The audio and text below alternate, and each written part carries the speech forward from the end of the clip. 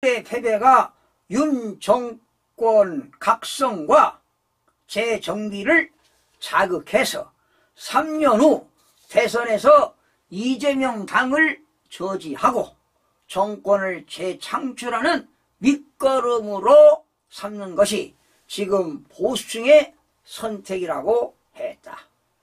그런 관점에서 윤 대통령은 2년 전 대권에 도전할 때 초심으로 돌아가야 한다.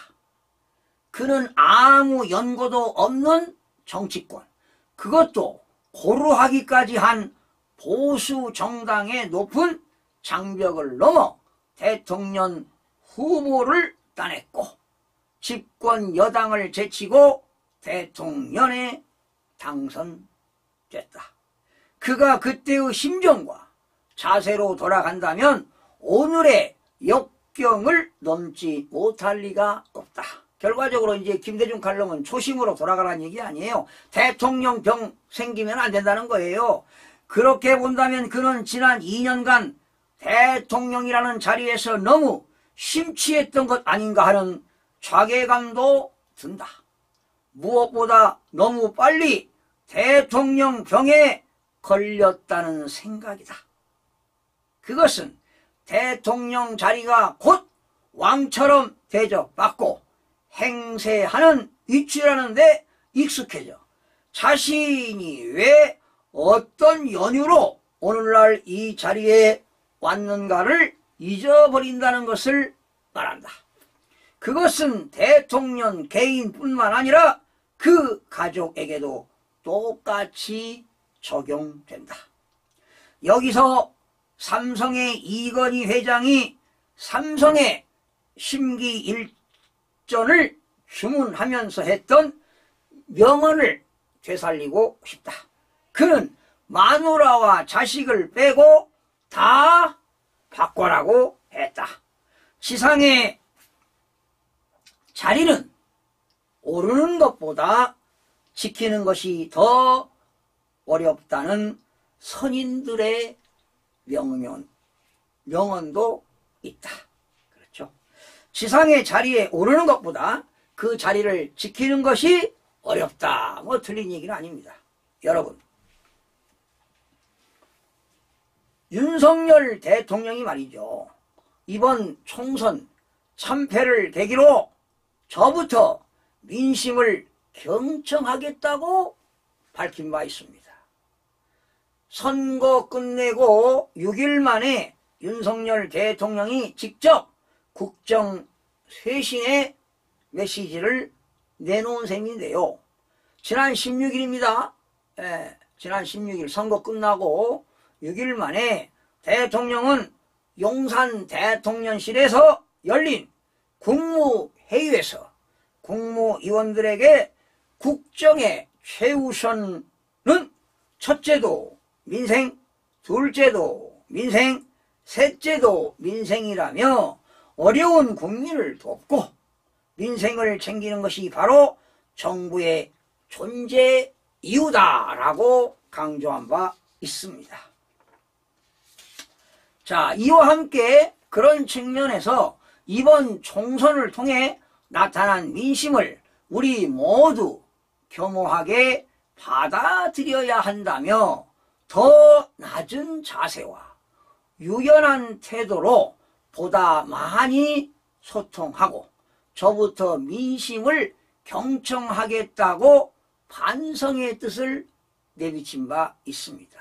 자, 그런데 이 대통령의 이 말에는 부정선거가 없다는 의미로 지금 해석이 돼요.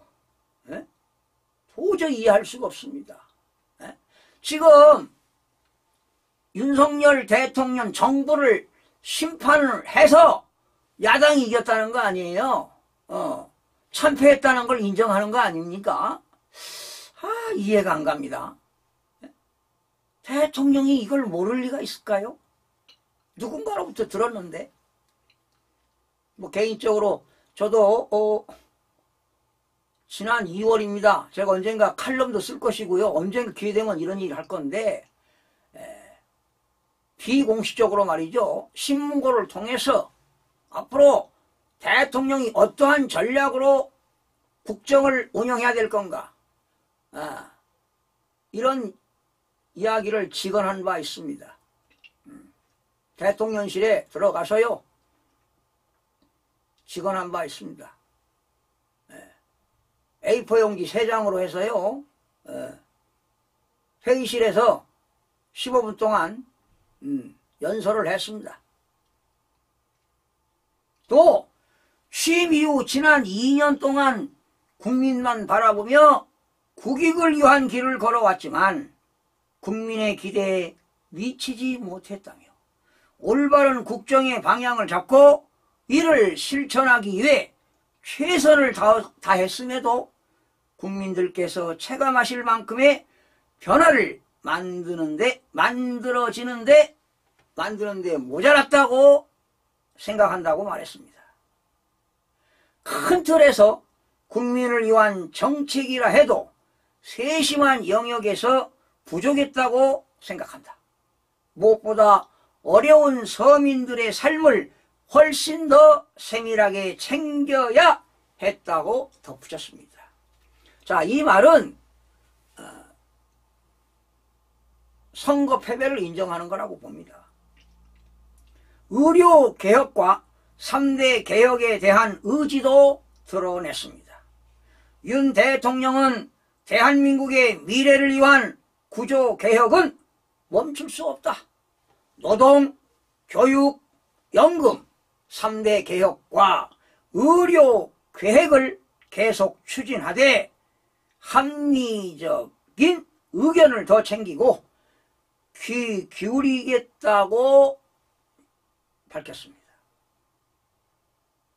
대통령은 국민들로부터 인기 여부에 관계없이 연연하지 말고 4대 개혁을 완수해야 대한민국의 미래가 있는 것입니다. 그리고 한 발 더 나아가 대한민국의 부정선거를 막고 없애야 되는 것입니다. 알면서도 이걸 부정선거를 막지 못한다면 대통령도 직무유기입니다. 윤석열 대통령의 이러한 메시지는 총선에서 드러난 민심을 수용하면서도 3대 개혁 추진 등 큰 국정 기조는 그대로 가져가겠다는 뜻을 보인 것으로 풀이가 됩니다. 이런 데는 정말로 대통령이 이러한 개혁을 하겠다는 것은 국민들이 밀어줘야 합니다. 대통령에게 힘을 실어줘야 하는 것입니다. 이와 함께 이날 국무회의에서 윤 대통령이 야당과의 협치에 대한 의지를 충분히 보여주지 못했다는 평도 나왔습니다. 그런데 조만간에 이제 새로 임명된 정진석 비서실장이 이제 조율을 해서 아마 조만간에 이재명 대표와 영수회담이 있을 거로 보는데요. 과연 어떤 의제들로 회담이 이루어질지 궁금한데요. 참 심각합니다. 또 무분별한 현금 지원과 포퓰리즘은 나라의 미래를 망치는 것이다. 바로 경제적 포퓰리즘은 정치적 집단주의와 전체주의와 상통하는 것이다. 우리의 미래에 비춰보면 바로 이러한 포퓰리즘 정책은 마약과 같다는 것입니다. 국민들은 국가로부터 주는 것만 받아먹고 살면 누가 일을 하겠습니까? 그래서 노동개혁도 해야 되고 연금개혁도 해야 되고 교육도 해야 되고 의료개혁도 해야 되는 것입니다. 뚝심 있는 윤석열 대통령이 이 4대 개혁을 해야 대한민국의 미래가 있는 것입니다.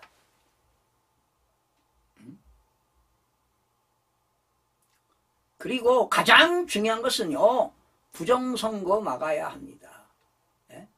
대통령이 이걸 제대로 알고 있는지, 어느 대통령실 관계자에게 말이죠, 부정선거 없어야 된다 하니까 그런 건 없다는 거예요. 알면서도 묵비권을 행사하는 건지 알면서도 외면하는 건지 알 수가 없습니다. 그리고 이번 22대 부정선거를 막으려면 공직선거법 158조 상한 규정에 의해서 투표관리관의 도장을 찍어야 되는데 인쇄해서 했잖아. 인쇄해서. 중앙선거관리위원회 공직선거 규칙을 만들어가지고 인쇄해서 사용했다 이 말이죠.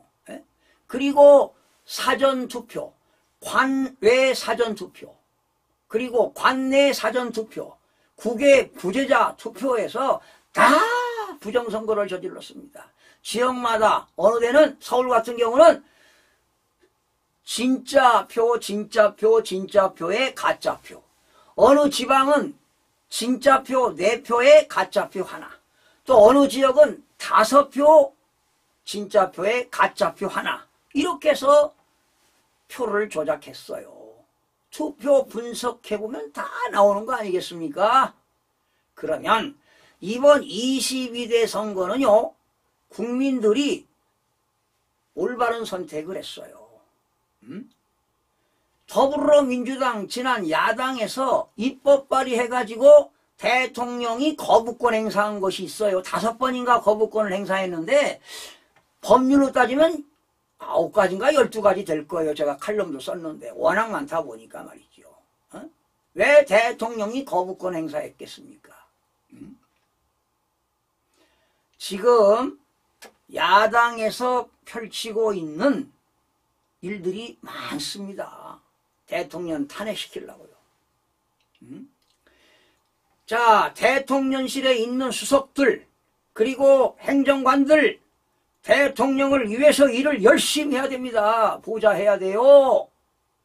대통령을 큰일 할 수 있도록 여러분들이 도와줘야 합니다. 그리고 이번 기회에 대통령 그리고 국무위원들 부정선거 있다는 걸 인식하시기 바라고 다음 선거, 대통령 선거, 국회의원 선거, 지방의회 의원 선거, 지방자치단체장 선거에 부정선거가 있으면 대한민국은 끝장입니다. 끝장이에요. 끝장. 여러분 그래도 중앙선거관리위원회가 와 더불어민주당에서 200석 이상을 안 가져간 게 다행이에요. 그러나 언젠가는 이제 200석을 넘기는 그런 시대가 올 거라고요. 우방 국가들의 눈치도 봐야 될 거 아닙니까? 아마 분명히 협치가 안 될 겁니다. 최상병 특검, 김건희 특검 들어갈 겁니다. 그랬을 때 대통령에게 힘을 실어줘야 합니다. 지금 야권에서는 여권에 있는 국회의원 108명 중에 유인책을 쓸 겁니다. 200명 이상을 하려고. 자, 이래서 개헌까지 하고 싶을 것입니다.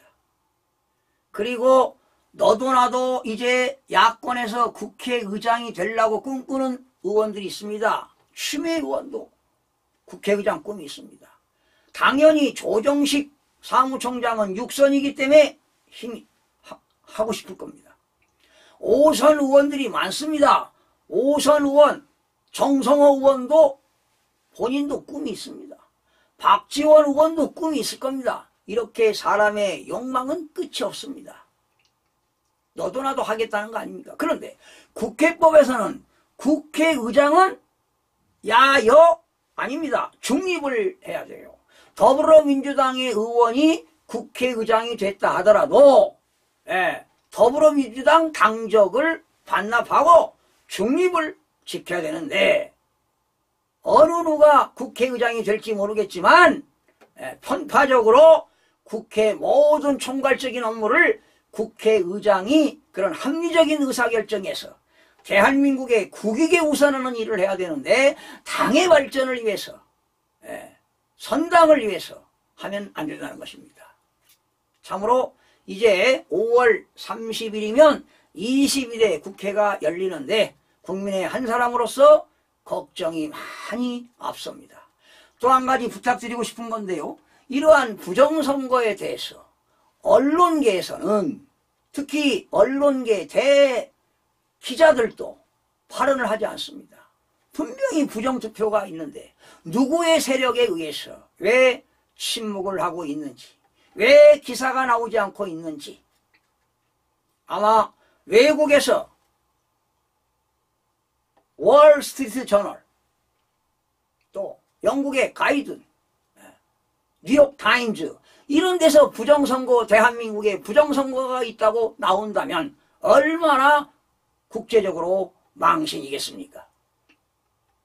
대한민국의 언론계, 정치인, 식자층, 지식인들 모두가 반성해야 됩니다. 대한민국의 부정선거를 막지 못한다면 대한민국은 전체주의 사회주의로 가게 되는 것입니다. 또한 배후 세력이 누군지는 몰라도 배후 세력들은 바로 이런 정책을 쓰고 있습니다. 산란이 전술을 쓰고 있습니다. 야금야금 이 부정선거가 지난 2014년도에 사전투표 제도가 완성된 이후부터 야금야금 부정선거를 해왔는데 이번 22대 대한민국 국회의원 선거에 엄청나게 표를 도둑질했다는 사실입니다. 언론계 정말 각성해야 합니다. 정말 국민의 한 사람으로서 너무 개탄스럽습니다. 통탄스럽습니다. 도대체 침묵하는 이유가 뭔지 알 수가 없습니다. 분명히 배후 세력이 있다는 사실만은 여러분이 아시고 국민들이 대한민국의 주권 행사를 해야 됩니다. 대한민국의 주권 행사는 중앙선거관리위원회가 하는 것 같습니다. 우리 모두 힘과 지혜를